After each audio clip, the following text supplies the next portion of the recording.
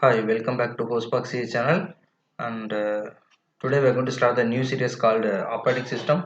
The previous session we just discussed what is what, just have idea what is operating system and what are the topics we are going to discuss like that. Today we are going to see that introduction class, that is introduction to operating system, what is OS and why is so much important, why we are going to study and what are the primary functions of operating system. This tutorial definitely helpful for who are preparing for a college, university, competitive exam like GATE, NET, UGC or anything. Definitely suitable. And if you have any doubt, please kindly check the playlist. You can get it. And please follow, support our channel, and go for session today. So first you have to know what is operating system. So we can say simply what is mean operating system is an interface between a computer user and the hardware, and we can say it's a system software that manages computer hardware, software resources and provides common services for the computer programs. So it's just a general diagram where you can the user is there, operating system in between the hardware, in user and hardware operating system is there. Let's say the practical life example. If you have a switch fan in the house, what happened, how do you switch on the fan? Just because switch is there, just you can switch on. That is the interface. So what happened, it automatically run the fan. So you don't know about what is the connection, what is the hardware, what are the wires supported by the electric circuit and so on.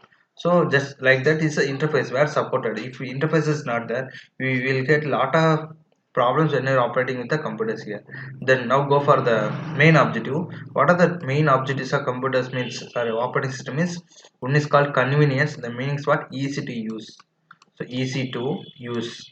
So anyone can work with the computers or operating system who are having little bit knowledge, just have a knowledge you can. Then efficiency. So efficiency in the sense we can say when you go for supercomputers or big level applications or domain, that time you can observe the efficiency. IBM companies are generating the research oriented computer and operating system somewhat different.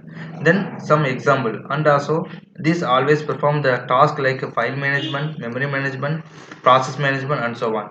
And example, what are the example for operating system? You can say Linux operating system will be there, Windows operating system. Everyone know today most of the laptop pieces follow Windows operating system, where you have variation of Windows 2000 NC, Windows XP and so on, and VMS OS 400 like this.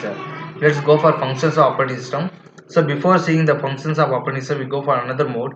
There will be a paint. The paint I have one diagram. So functionalism include what? Resource management, process management, memory management, IO device management, security and file management. Let's go for another mode where we have a small diagram where we can see the detailed abstract view of the operating system here.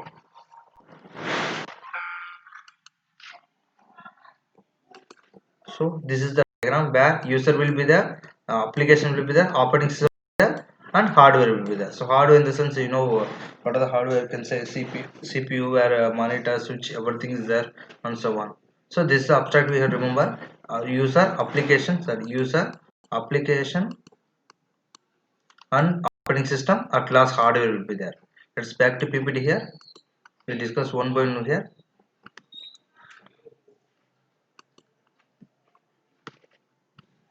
There is small error. Don't worry. So first we see the resource management. The first function called resource management. So here the resource management, the CPU have three parts include the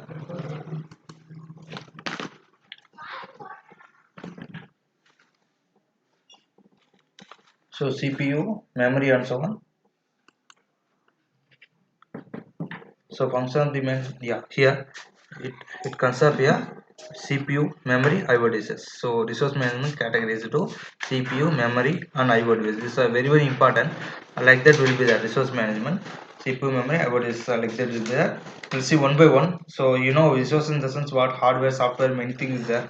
So process management here, resource management always in the resources. What are the resources want based on the main memory and so on. And process management here, first what is the default work of this one means allocate the processor and the delocate processor when a process is no longer is required here.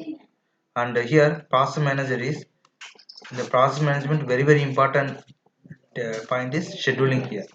Scheduling, and the upcoming sessions are later we discuss what is scheduling and why we need and what are the schedule and everything deeply. So remember processor, what is process management, just some highlighting point.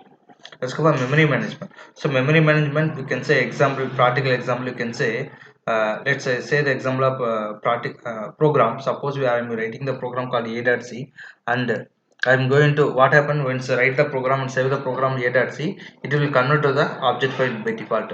So when you start executing the computer laptop, that is called as, that becomes process. Remember what is process means: when you do some work or when you do the execute the program, start to type the program, after save the program, you're going to compile and execute, it become a process here.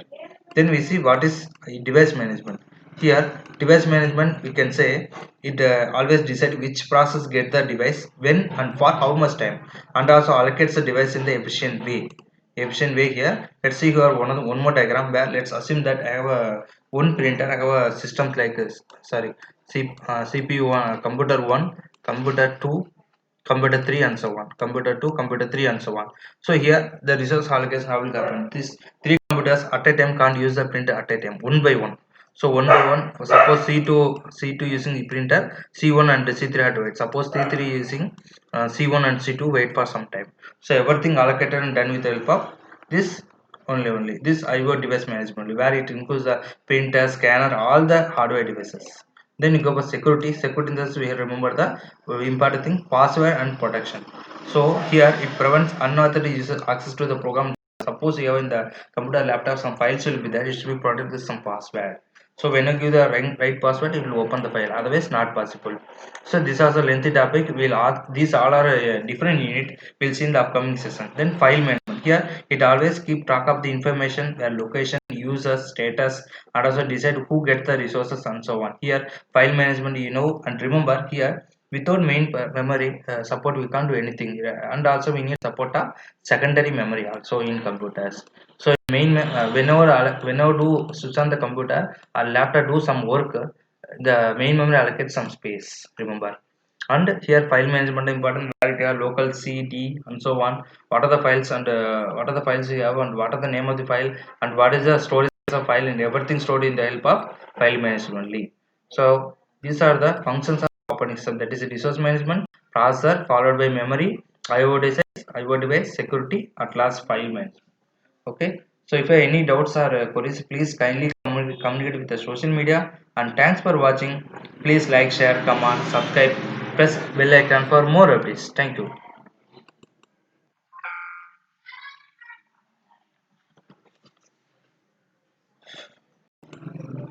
I'm very sorry for a small inconvenience. The screen mode.